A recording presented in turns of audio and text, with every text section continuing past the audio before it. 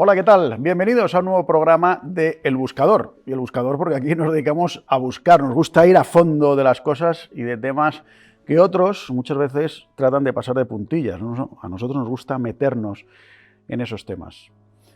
Si yo les digo la palabra lavandé, probablemente pues no sepan lo que es o no les suene familiar, no les resulte familiar. Y sin embargo es un tema y es un episodio fundamental en la historia reciente de los últimos siglos. Y si no lo conocen o no es tan popular o no es tan conocido, quizás sea porque muchas veces nos lo han tratado de ocultar. Porque, como les digo, es un episodio terrible, pero también apasionante, y es un episodio que merece ser conocido, entre otras cosas, porque se trata del primer genocidio de la historia moderna. Decenas de miles de personas, de católicos, fueron masacrados por eso, por el hecho de ser católicos. Luego vendrían muchos más a lo largo de otros genocidios y de otras persecuciones. Y para hablar de este tema apasionante tenemos con nosotros al profesor don Alberto Bárcena. Don Alberto, ¿cómo está? Muy buenas, bien, encantado de saludarle. muy contento de estar aquí. Profesor emérito de la Universidad San Pablo CEU, historiador, tiene un montón de libros publicados y uno de ellos precisamente sobre Lavandé, que está en la editorial San Román, Una cruzada en la revolución se llama. ¿Por qué le pareció a usted, por qué se metió, digamos, en este charco o en esta piscina, aunque ya sé que a usted le gusta meterse en charcos donde otros muchas veces no se atreven a meterse? Pero ¿por qué Lavandé, si no es un tema especialmente conocido en España? Bueno, en primer lugar, ciertamente es el primer genocidio de la Edad Moderna, bueno, la contemporánea, y la contemporánea comienza con un gran genocidio, porque el punto de arranque es la Revolución Francesa. Y la Revolución Francesa encubre un genocidio descomunal, pero en toda Francia.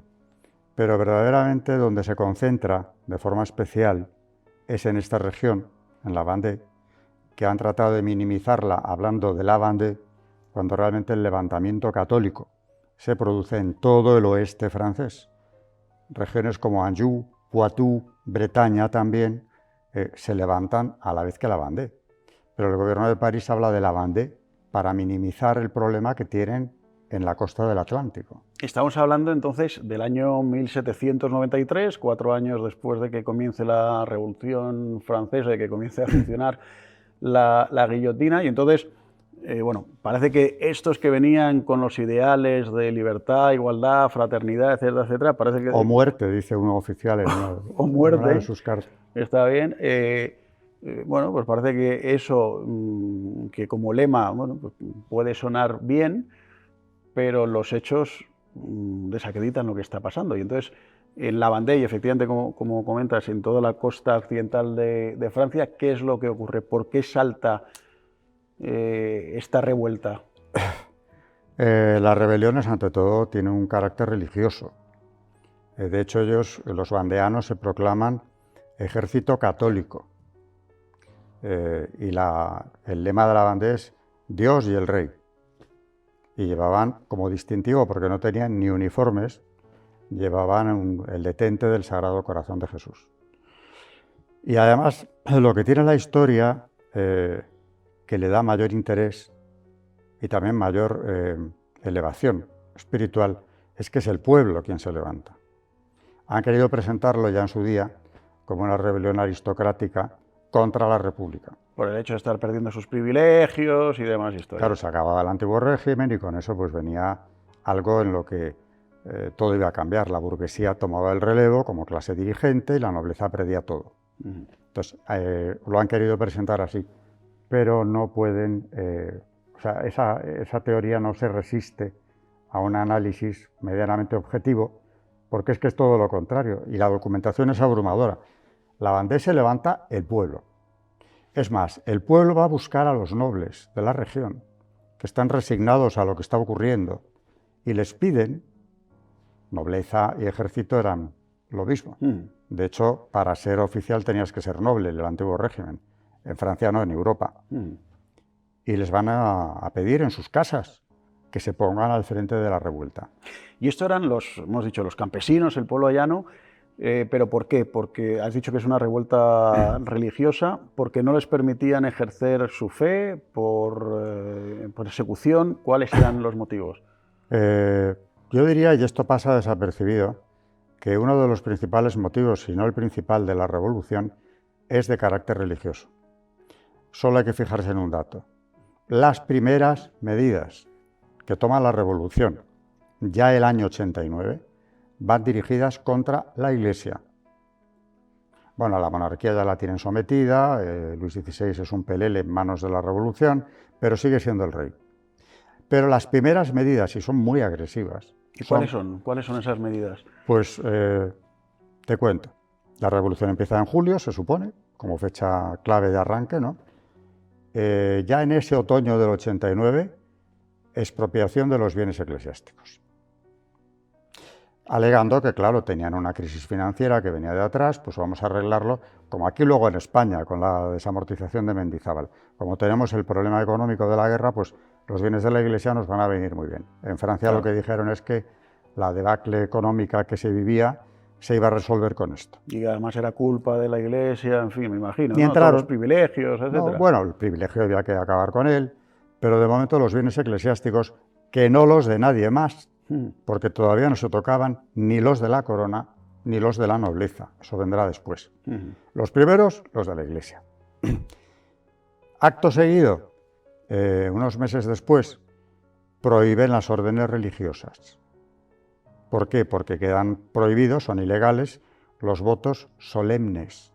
Es decir, no habrá renovación de las órdenes, porque bueno, los que ya son, que se queden ahí esperando a su muerte, ¿no?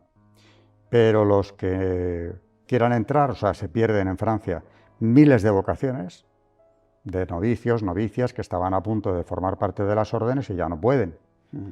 Pero si a eso le unes la expropiación de esos bienes de las órdenes religiosas, tenemos que con el decreto de expropiación viene el de exclaustración y tienen que dejar los conventos. Y de hecho muchos de ellos son completamente arrasados. Bueno, la destrucción del patrimonio artístico francés, el religioso, concretamente, es brutal. Arquitectura, escultura gótica, sobre todo la escultura gótica, sufrió enormemente, quedó devastado. Bueno, no hay más que ir a Cluny, a la vieja abadía, y ver lo que queda de ella, que ya lo que queda te asombra, pero cuando ves lo que fue, y eso se hizo de una manera programada, una demolición, ahí no hubo una guerra ni un bombardeo, fueron a demoler Cluny. Bueno, pues eso se practicó en toda Francia.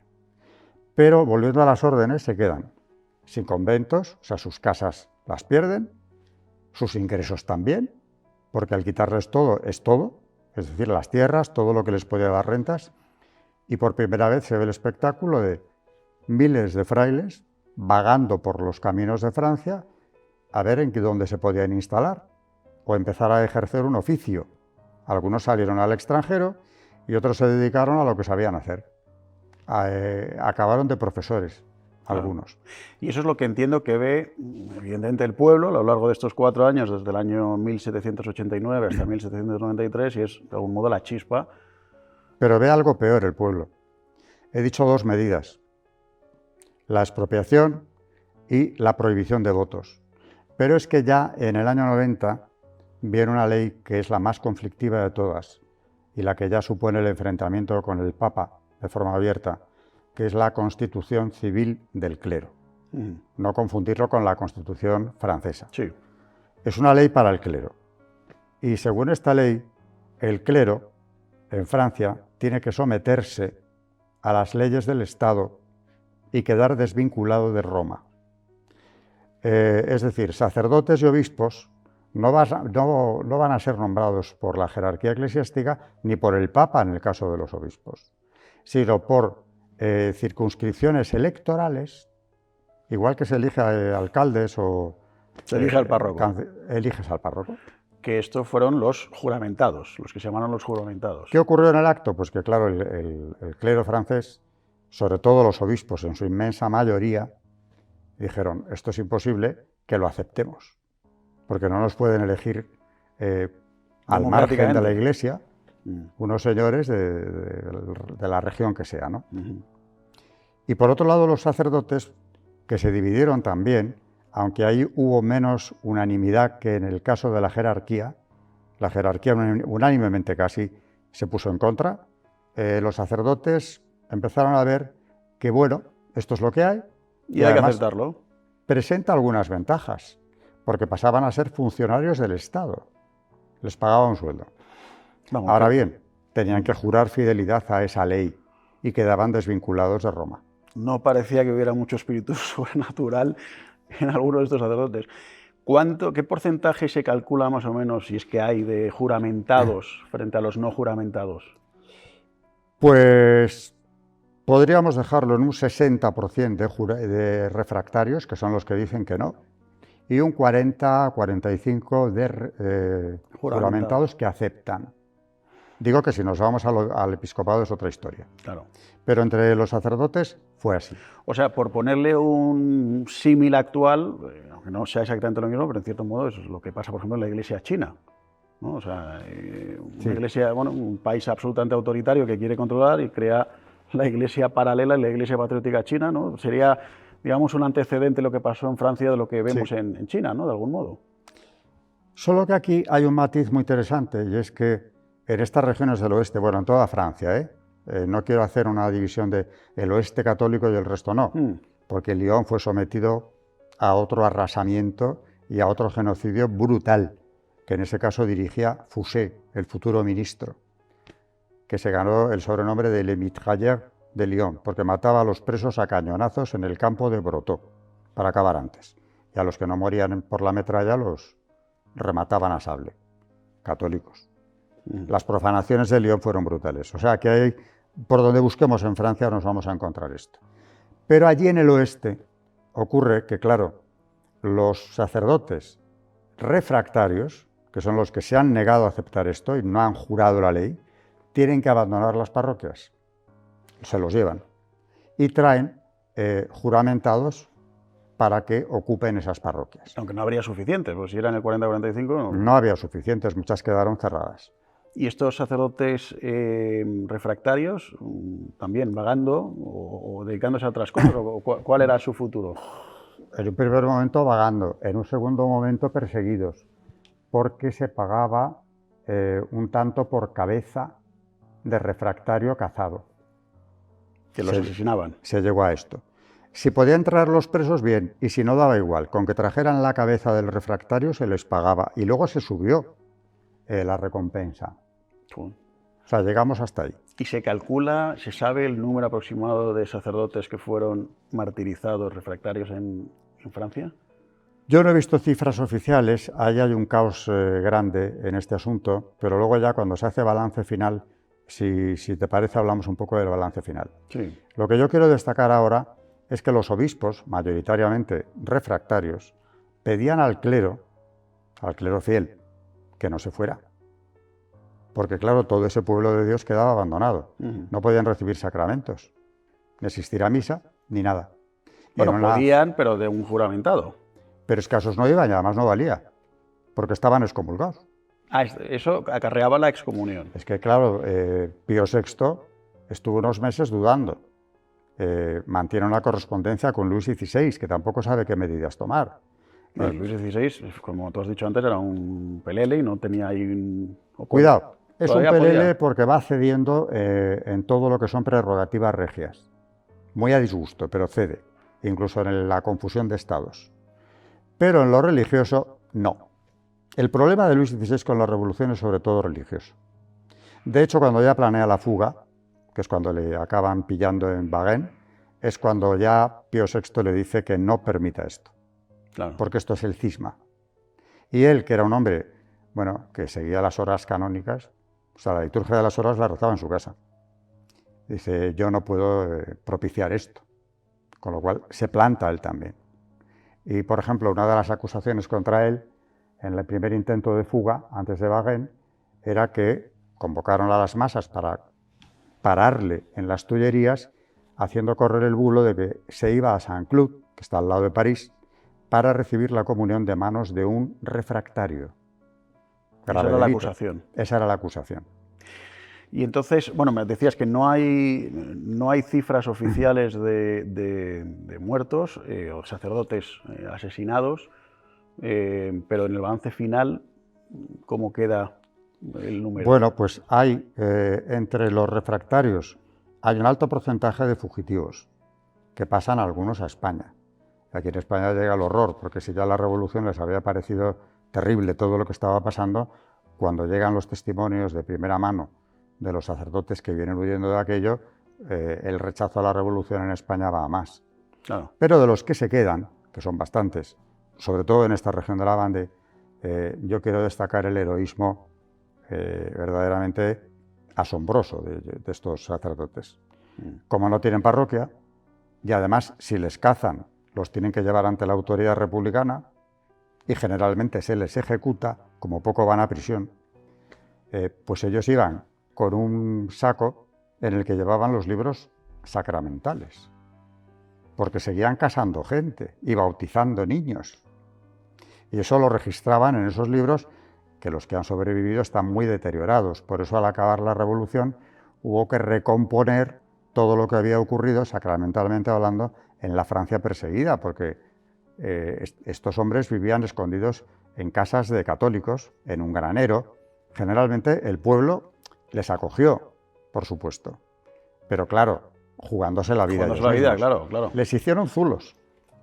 En muchas casas estaban escondidos, como en la Inglaterra de Enrique VIII, ¿no? El agujero del cura. Los tenían escondidos donde podían. Sí, o posteriormente en la Guerra Civil Española. O también. aquí mismo. Claro. Y entonces, volviendo, vamos a la Vendée, el pueblo evidentemente ve esto, el pueblo católico, se levanta en armas, como has explicado, acude a los nobles pues, para que dirijan a ese pueblo, que además no tiene ni armas apenas, ni tiene nada, y va a luchar con lo que tiene. Estamos hablando de 1793. ¿Cuáles son los primeros pasos de esta revuelta, de este levantamiento? Hay dos detonantes, o podríamos decir tres. Uno es la ejecución del rey, porque en el 93, cuando lo matan, claro, el pueblo que hasta entonces había estado desconcertado, porque tenía un concepto del rey, el rey cristianísimo, que además se conocía su piedad, pensaban, si el rey está en esto, lo va tolerando, vamos a esperar a ver qué ocurre. Por más que, claro, ya estaba pasando todo lo que he descrito, ¿no? La ejecución del rey es determinante. Acto seguido, el gobierno republicano exige una leva de soldados para ir a combatir a las fronteras, concretamente a España, porque declaran ellos la guerra a España, es la guerra de la Convención.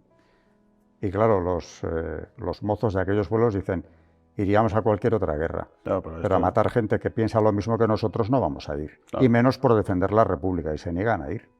O sea que esa leva masiva fue otro detonante.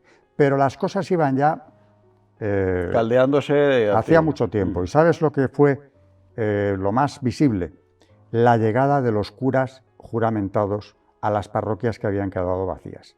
Eran recibidos con una hostilidad notoria, tanto que algunos pedían a la autoridad que los protegieran, porque temían por sus vidas.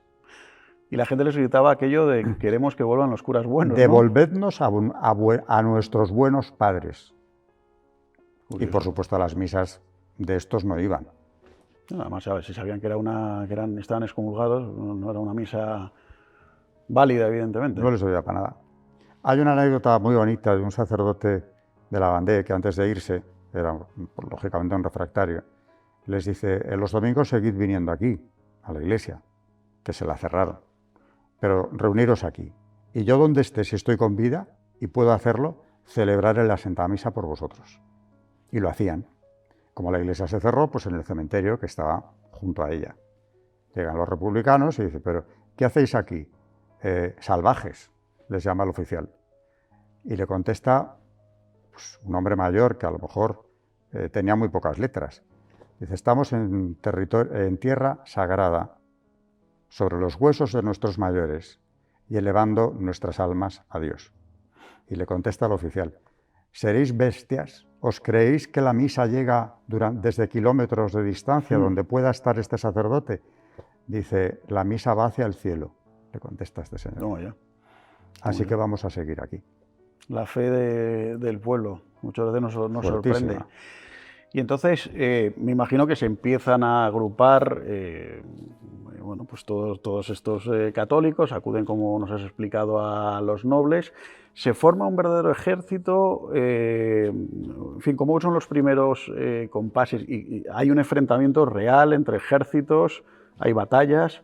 ¿Cuánto tiempo dura esta revuelta de la Vendée, bueno, en general en todo el occidente francés? Se habla de hasta un total de 3 guerras de la Vendée. O sea, no fue una revuelta, fue una guerra en toda regla. Al principio es el pueblo el que empieza a rechazar a los propios soldados que les mandan a la región. Y claro, cuando comprenden que alguien tiene que organizar aquello, por cierto, el generalísimo de la Vendée, para que se vea que es un movimiento popular, es un carretero, Catelinot, al que ya se le llamaba entonces el Santo de Anjou, por su religiosidad. Era un padre de familia, de origen humilde, por supuesto, pero con dotes de mando, al que los propios nobles, que se suman a la revuelta cuando los han ido a buscar, eligen como generalísimo. Y es el que, digamos, la principal cabeza de la rebelión. De la rebelión. Luego, como lo matan enseguida, bueno, mueren todos los oficiales vandeanos, prácticamente todos. Unos asesinados, otros en combate, pero hay otra anécdota buena, y es que cuando van a buscar al señor de Saguet, que es un noble que, resignado ante la situación, vive en su casa solariega, y le vienen a buscar y le dicen que se ponga al frente de la rebelión. Y él les responde: estáis locos. Porque era como decir, nosotros contra el Estado, vamos, contra el gobierno de París. Dicen, es que no podemos hacer otra cosa. Que hacer, claro. Tenemos que hacerlo. Y Saguet, claro, como dicen en Francia, sangre noble no sabe para mentir, y dice, tenéis razón. Y ala. Y se pone al frente, entonces. Y se pone al frente.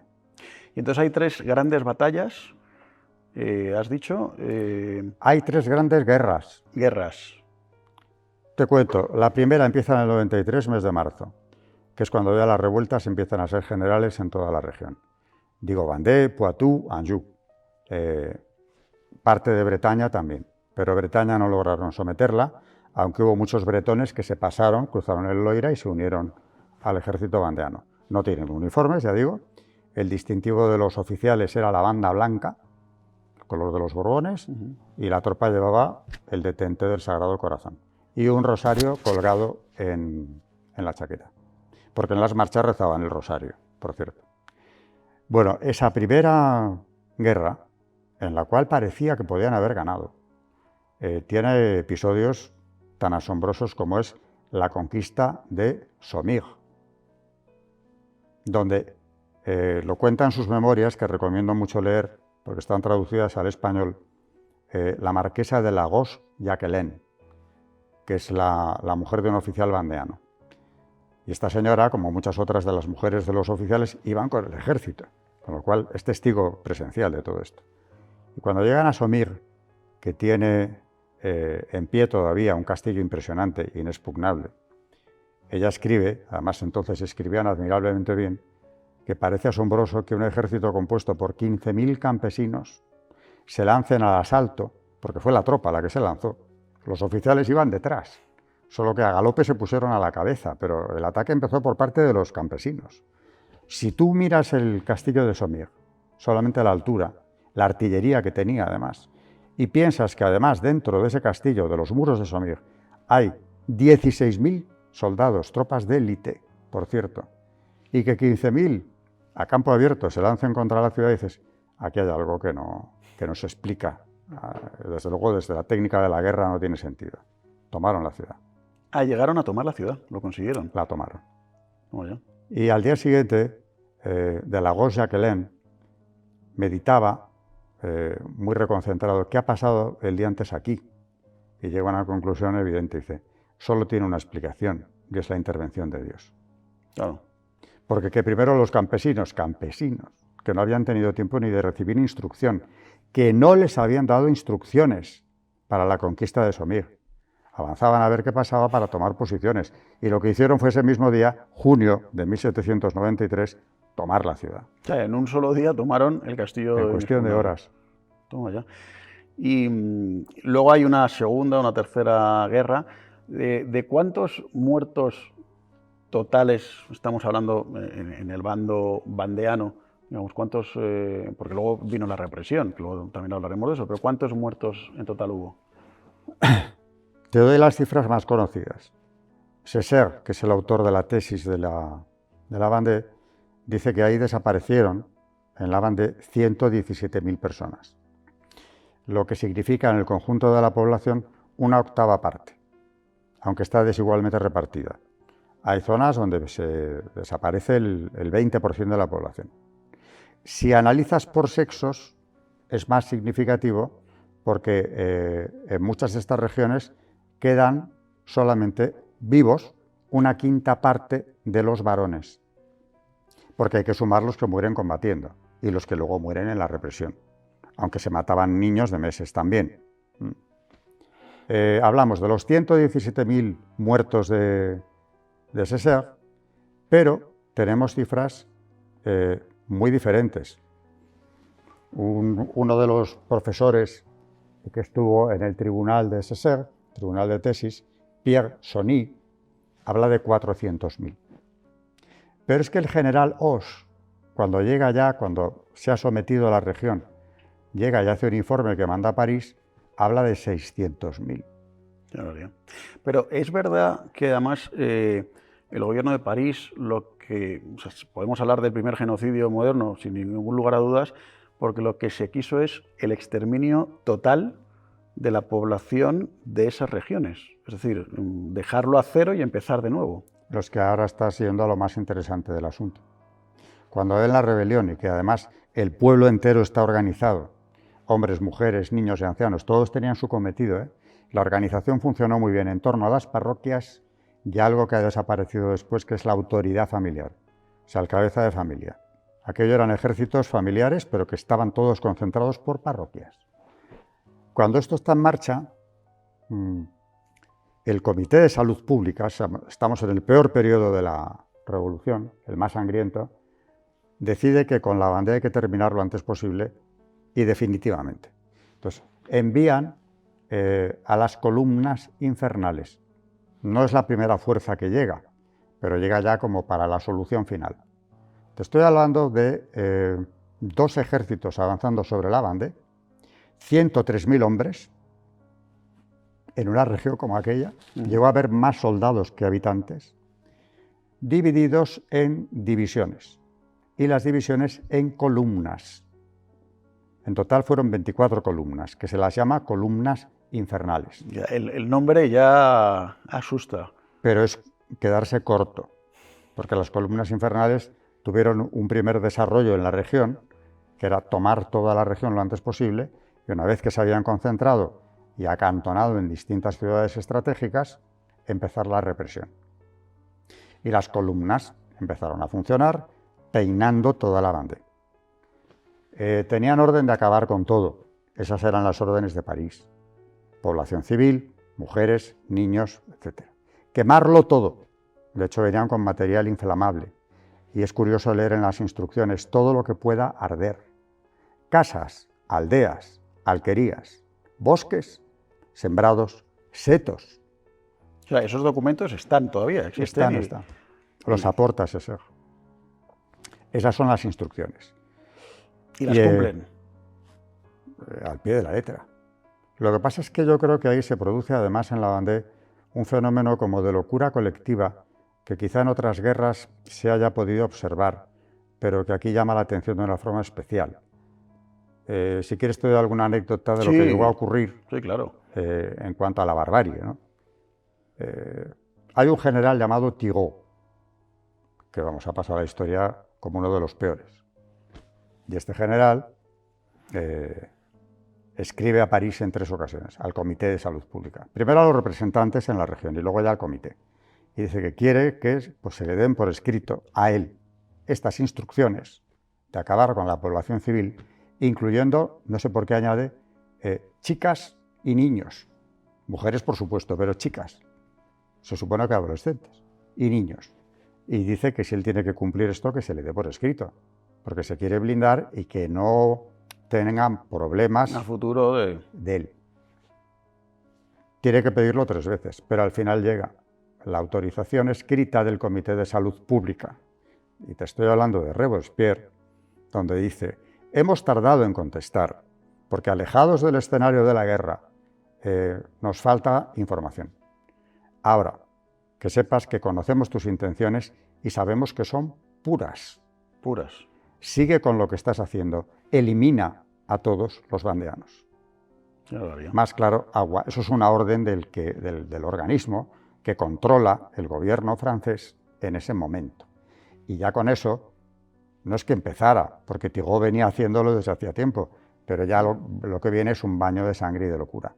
Por ejemplo, el general Amey, que era otro de los de las columnas infernales, junto con Thibault, se entretenían en asar en hornos de pan a las mujeres con los hijos. Ya va bien. Y un oficial de policía, de nombre Ganet, escribe a París, diciendo que esto viene pasando hace tiempo y que cuando han terminado ya con las mujeres de los bandidos, llamaban bandidos a los bandeanos sublevados, han empezado a asar patriotas, mujeres patriotas. Patriotas son las republicanas. ¿Así también? Porque les entretiene. Y dice él, humildemente, reconoce el oficial de policía, que mientras quemaron a las bandidas él no dijo nada. Aunque estaba sobrecogido, pero no dice nada. Pero ya cuando empiezan a arder las mujeres de los patriotas, mujeres solo, y niños, le contestaron la primera vez el propio Amey. Asistía Thibault a esto también.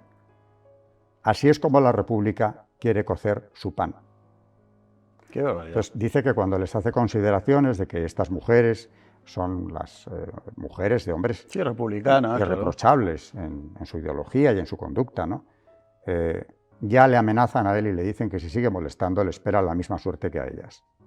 Ante lo cual él ya no dice nada más, pero escribe a París, por si esto sirve de algo. Si estaban asando mujeres en hornos de pan, primero a las bandidas y luego a las otras, esto te da un poco el tono de lo que fue el genocidio. Qué barbaridad. Luego hay tablas estadísticas que hizo Césaire en su día. A veces la estadística es lo más terrorífico que existe, de cómo eliminaban a la población en ciertos pueblos. Y hay una villa llamada La Remodière. Allí entró una de las columnas y Césaire hace la tabla por edades y sexos. Y pone niñas y niños en dos columnas distintas. En el caso de los varones, él establece franjas de edad y pone niños desde 1 mes hasta 2 años de edad. Y va enumerando. Niñas, pues la más joven tiene 1 año, pero de los varones hay un niño de 1 mes. ¿Y a esos niños los matan en la plaza del pueblo?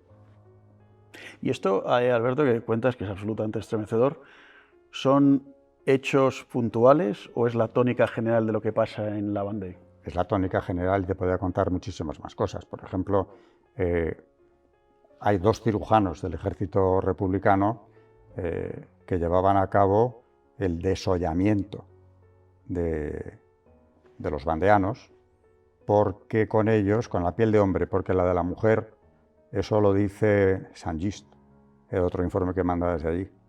La de la mujer es demasiado frágil, aunque es de gran calidad. Pero en cambio la del hombre supera en calidad a la piel de la gamuza. Y con la piel del vandeano, que lo que hacían era cortar la piel a la altura de la cintura y desollarlo hasta el tobillo. Y con eso de una pieza, rematándolo después, hacían pantalones de montar para los oficiales. Qué horror. De la primera, 70 y tantos pantalones, es decir, 70 y tantos vandeanos desollados. Qué horror. Esto, Alberto, en España ya hemos dicho es un capítulo bastante desconocido. ¿En Francia se conoce con esta crudeza? Poco, muy poco. Y doy fe de ello porque tengo familia en Francia, familia política, y también amigos franceses que dicen que ellos en el colegio saben que hubo unas guerras en la Vendée, pero claro, se lo han pintado como una rebelión aristocrática contra la República de las libertades y de la revolución, pero no han entrado en estos detalles. El que tira esa bomba, con todos estos datos que te estoy dando, y me quedo muy corto porque no hay tiempo, es Césaire, Reynald Césaire. En los años 80 está con su tesis, y cuando la quiere publicar, Pierre Sony le dice, públicala y estoy de acuerdo. pero que sepas que si la publicas, encontrarás a partir de ahora verdaderos orfebres en el arte de que tú no hagas carrera académica. Y se cumplió. Ahora, cambió la historia César, porque ha creado escuela. Y a partir de ahí hay un revisionismo académico francés, con otros autores, historiadores también, que se han dedicado a profundizar en lo que ocurrió, no solo en la Vendée, por supuesto, eso él creo que casi agotó el tema, sino en otros puntos de Francia. Pero además, como tú comentas, todo el libro de Séchet está absolutamente documentado. Es que no pueden decir nada. Eso es lo malo para ellos. Pero aún así, la historiografía oficial es la que es y la Revolución Francesa, ¿no? Se sigue viendo Pero como... nadie le ha desmentido. Ya. Le han atacado por ser antipatriota, por arruinar el segundo centenario de la Revolución, porque este libro sale en el 86, quedaban 3 para el 89, para el segundo centenario.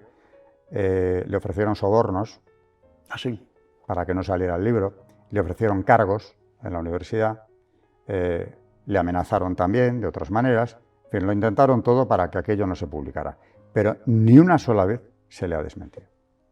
Y fue a raíz de que tú descubriste este libro que te decidiste a escribir el tuyo propio en la editorial San Román, La Vendée, una cruzada en la Revolución, sobre un tema que si en Francia era desconocido, no, en España yo creo que no había absolutamente desconocido. Absolutamente nada. Nada. Y porque en España yo creo que también tenemos esa visión idealizada de la Revolución Francesa, bueno, Las sí, libertades. que una cosa llamada guillotina, pero bueno, en fin, ¿no? Cosas que pasan en las revueltas, ¿no? Pero sí que, bueno, es un poco el inicio de nuestra democracia, etcétera, etcétera, es gracias, entre comillas, a la Revolución Francesa. O sea, el régimen liberal viene de ahí. Con sus cosas ciertamente malas, supongo que buenas también, pero en fin, claro, al final dices, bueno, ¿cuál sería la vía, no? Una monarquía absoluta, los regímenes liberales que vienen después. No, yo te digo la vía cuál es, la tengo más clara que el agua. Lo que usted quiera, pero con ley natural. La ley natural se ha descartado por completo. Benedicto XVI en el Parlamento alemán dijo: se ha convertido ya en una singularidad católica. La ley natural se ha convertido en una singularidad católica. Y que fuera del ámbito católico no se puede ni hablar de ello, y dentro del ámbito católico con cuidado. Porque si admitimos que hay una ley superior, que es la ley divina, y que esa es inmutable, no podemos tocarla, entonces nos hemos cargado lo que ellos han establecido como dogma, Claro. Que es lo de que aquí solo vale, y eso viene de Rousseau, entre otros, lo que acordemos. Esa es la ley, Claro. lo que nosotros acordemos, que es variable, por supuesto. El primer presidente de la UNESCO, Julian Huxley, publica: nada hay eterno o inmutable en ética. Frase pavorosa. Porque O sea, que podemos ir cambiando según nos convenga o nos apetezca. Los acuerdos. Entonces, si tenemos una democracia, esto lo dice Juan Pablo II en Centésimos Annus, una democracia sin valores se convierte antes o después en un sistema totalitario, como la historia demuestra, porque no hay un límite para el legislador. Y claro, entre ellos, muchos de ellos, por supuesto, no es que no sean católicos, es que sienten un rechazo hacia la fe. Claro. Y de hecho, la Vendée es, como hemos dicho, el primer genocidio de la etapa moderna contemporánea, que en este caso fue absolutamente contra los católicos y completamente silenciado. Claro, muchos... a mí me parece muchas veces que solamente le damos importancia a aquello que algunos han querido darle importancia. Es decir, bueno, pues lo vemos perfectamente, el doble rasero en los dos totalitarismos que hubo en el siglo XX, comunismo y nazismo, que los dos son espantosos, pero realmente a los ojos de mucha gente realmente el malo fue solamente el nazismo, el comunismo. ¿Tú has visto alguna película de Stalin o alguna serie de él? Ah, no, ninguna. Yo tampoco. Ni Sin habrá, embargo, seguramente. De nazis, que no, por supuesto, es igual de monstruoso, hasta la saciedad. en el cine y en la televisión, en documentales, etcétera, eso nos lo han puesto delante desde que yo era un niño hasta la fecha. De Stalin hay un acuerdo de silencio total. Y ahí tenemos a Largo Caballero, que por cierto era el sector bolchevique del PSOE, el organizador de la Revolución de Asturias, junto con su cómplice, Indalecio Prieto, más moderado, pero igual de culpable en la rebelión de Asturias, en la Castellana subidos esos monumentos. Eso no se toca. No, sí. Evidentemente hay que repensar o hay que releer la historia de autores, me permito decir, como Alberto Bárcenas, sólidos y que buscan la verdad y que no tienen miedo a meterse en estos temas, como el tema de Lavandé, que a mí me parece apasionante, que hay que darlo a conocer, y aquí nosotros desde nuestro pequeño altavoz, desde luego lo hacemos. Termino ya. Tú ves bueno, te quería preguntar primero sobre Lavandé. ¿Quiénes son los máximos culpables, si se puede hablar? Has dicho varios nombres de generales, etcétera, pero de los que había en París, has citado a Robespierre, no sé si fue él el máximo culpable de esto o hubo más. El máximo. El máximo. Ten en cuenta que él dirige el terror, es la época que se llama el terror, porque es cuando más ejecuciones se cometen en Francia, al final lo matan al mismo, porque en Francia llega lo que llaman la náusea del patíbulo, es que tenían miedo hasta los revolucionarios, que también los mataba ya al final. El Comité de Salud Pública se erige... También, menudo eufemismo. Que vaya... Eso. Vaya eufemismo. Ten en cuenta que existe el delito de sospecha. No había que probar, no había que probar nada. Por ejemplo, en Lavandé y en el resto de Francia, pero sobre todo allí, era pena de muerte celebrar misa, si eras un refractario, o haber reunido en tu casa a los que asistían a la misma y, por supuesto, al oficiante. Era pena de muerte. Y todo eso emanaba de la Y eso viene del Comité de Salud Pública, cuyo controlador absoluto es Robespierre. ¿Su figura en Francia hoy en día cómo está vista, la figura de Robespierre? No como debería, pero tú todavía en Francia puedes pasearte por muchas ciudades y en el centro encontrarte el monumento a los jacobinos, que era el partido de él. Se llamaban así porque habían incautado el convento de San Jaime de París, que era donde se reunían. Y de ahí lo de jacobinos. En Lyon tienen un monumento precioso, en pleno centro. O sea que la palabra jacobino, que define un tipo de revolución republicana muy concreto, por supuesto con un odio al cristianismo visceral, es un término que no es peyorativo en Francia. Ya. Bueno, como decir comunista voy aquí hoy en día, que muchos incluso lo tienen a gala. No, tú fíjate que aquí la prensa no para de hablarnos de la extrema derecha. ¿Pero tú les has oído hablar alguna vez de la extrema izquierda? No, nunca. A comunistas como los que tenemos en España, uno de ellos, del Partido Comunista, partidario de ir a matar al rey si empezaba un movimiento revolucionario que él lo ha dicho y no ha pasado nada. Nada. Eso no es extrema izquierda. No. No hay extrema izquierda, que lo sepas. Hay extrema derecha. Y lo otro que tienen se llama progresismo. Sí, exacto. O sea, la manipulación del lenguaje por parte de los llamados progresistas, me niego a utilizar ese término, porque claro, progresismo indica que eres algo positivo, que eres progreso, ¿no? No quieren eso. Quieren totalitarismo puro y duro y son de extrema izquierda muchos de ellos. Pero por eso es tan importante y tan interesante, Alberto, conocer la historia, especialmente la historia que nos ha sido tantas veces ocultada, silenciada, que se pasa por encima de ella de puntillas, precisamente para no repetir los errores, para saber lo que se ha hecho y para saber también hacia dónde estamos yendo. Se nos acaba el tiempo, Alberto, a mí me encantará volver a tener un encuentro cara a cara contigo. La verdad es que se me ocurren muchísimos temas, pero luego, en fin, luego si nos metemos ya en la Comuna de París, bueno, hay tantos temas de historia y luego si vamos a temas de España... En Lavandé ni hemos entrado, ¿eh? Bueno... Vamos, te quiero decir, algunas anécdotas. Hemos entrado, hemos visto todo el tema de los ejércitos, de la revuelta, de las barbaridades absolutas y sobre todo lo que me parece más grave del silencio que se cierne sobre ese episodio de la historia de Francia. Yo, como no es mío, aprovecho para recomendar la lectura. Bueno, claro, no se ha traducido al español, pero el que pueda leer francés que lea Lavandé, Vangué. Lavandé, Vengada.